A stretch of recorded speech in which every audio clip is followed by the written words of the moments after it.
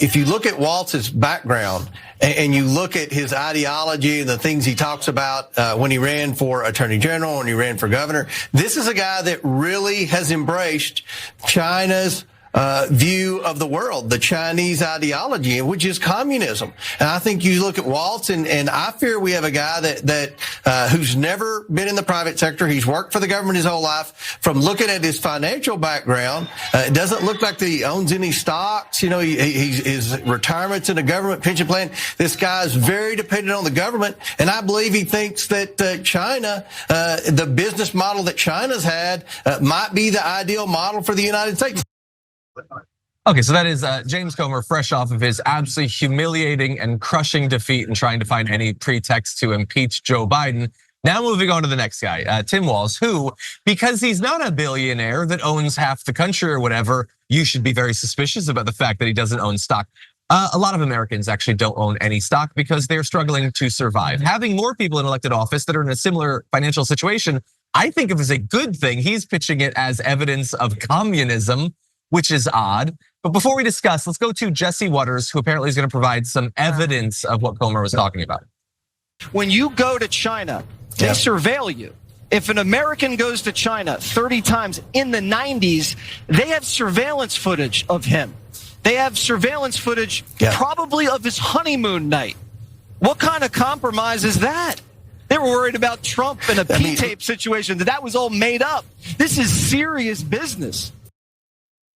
I love him saying that that was all made up, which maybe it was.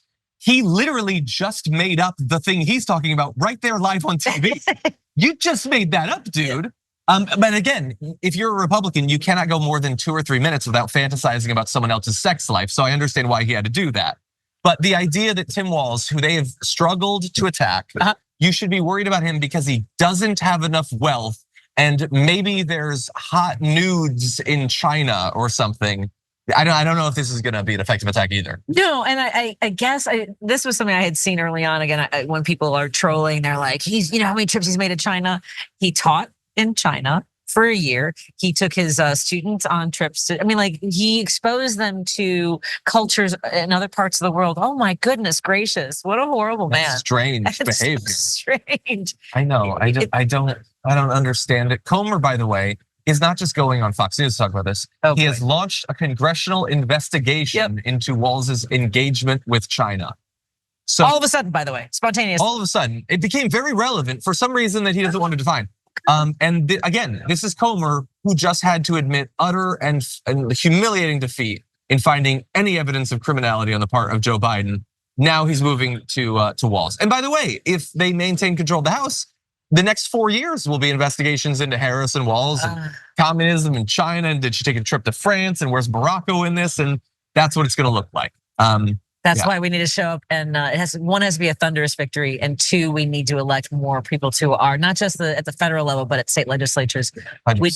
We talked to the Dem from Idaho yesterday. 18% of the state legislature in Idaho is Democratic, and it does not reflect what the values of the people of Idaho, and that's true. And she also described some ways in which that has actually proved very important. They're only 18%, but they could still make a difference. Right, exactly.